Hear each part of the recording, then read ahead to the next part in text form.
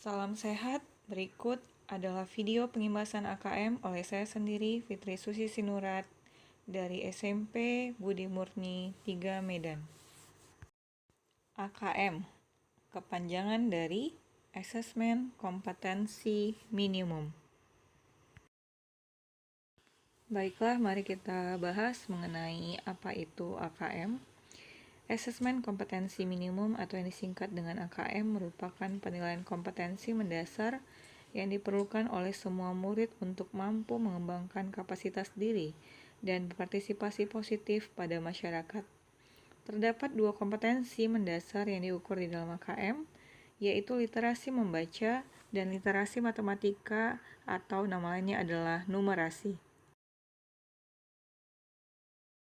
Nah, mari kita lihat perbedaannya. Literasi membaca didefinisikan sebagai kemampuan untuk memahami, menggunakan, mengevaluasi, merefleksikan berbagai jenis teks tertulis untuk mengembangkan kapasitas individu sebagai warga Indonesia dan warga dunia dan untuk dapat berkontribusi secara produktif kepada masyarakat. Dalam hal lainnya, yaitu numerasi, adalah kemampuan berpikir menggunakan konsep, prosedur, fakta, dan alat matematika untuk menyelesaikan masalah sehari-hari pada berbagai jenis konteks yang relevan untuk individu sebagai warga negara Indonesia dan dunia. Jadi di sini kita dapat perbedaannya bahwasanya di dalam literasi membaca itu yang berhubungan dengan informasi penting yang harus kita peroleh, sedangkan numerasi berhubungan dengan grafik ataupun angka-angka.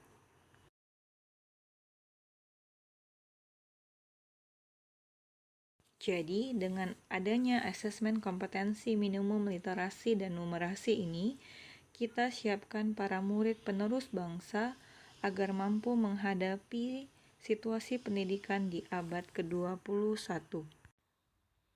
Berikut dapat dilihat di dalam tabel perbedaan antara UN dengan AKM.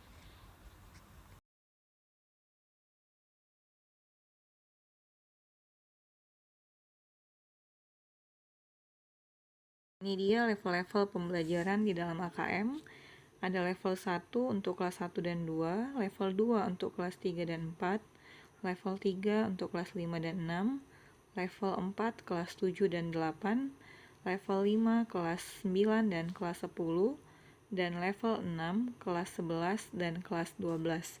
Jadi total dalam pembelajaran level pembelajaran di dalam AKM ini itu ada 6 level.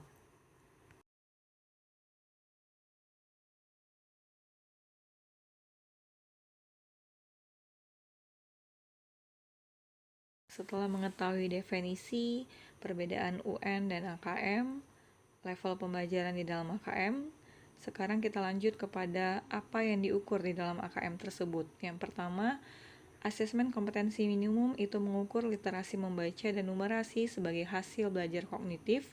Yang kedua yaitu survei karakter, di mana mengukur sikap, kebiasaan, nilai-nilai atau values sebagai hasil belajar non-kognitif. Dan yang ketiga, survei lingkungan belajar, yaitu mengukur kualitas pembelajaran dan iklim sekolah yang menunjang pembelajaran itu sendiri.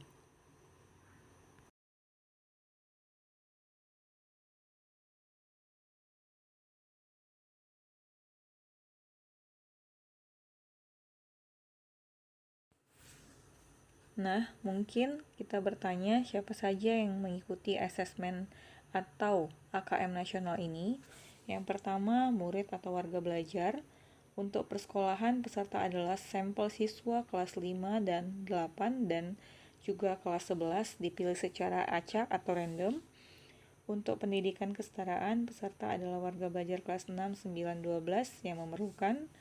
Setiap peserta mengerjakan AKM, yaitu survei karakter dan survei lingkungan belajar.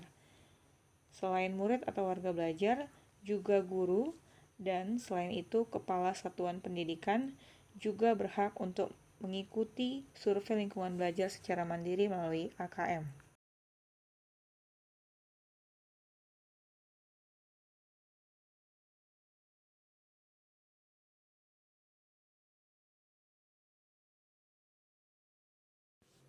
Setelah kita melihat tentang apa itu AKM, definisinya, level pembelajarannya. Nah, sekarang kita masuk kepada apa tujuan penggunaan dari hasil asesmen nasional tersebut. Yang pertama sebagai pemetaan mutu sistem pendidikan, di mana hasil asesmen nasional 2021 tidak digunakan untuk menilai prestasi peserta didik ataupun kinerja guru dan sekolah. Laporan hasil asesmen nasional 2021 diberikan kepada guru dan sekolah sebagai alat untuk melakukan evaluasi diri dan perbaikan pembelajaran. Murid, orang tua, guru, dan sekolah tidak perlu cemas dan tidak perlu melakukan persiapan khusus untuk menghadapi asesmen nasional. Dan yang kedua, untuk ujian penyetaraan, di mana khusus untuk program pendidikan kesetaraan, asesmen nasional memiliki fungsi ganda, yaitu sebagai alat pemetaan mutu dan ujian penyetaraan hasil belajar bagi peserta didik yang memerlukan. Dan yang kedua, yang digunakan sebagai ujian penyetaraan adalah AKM literasi dan AKM numerasi.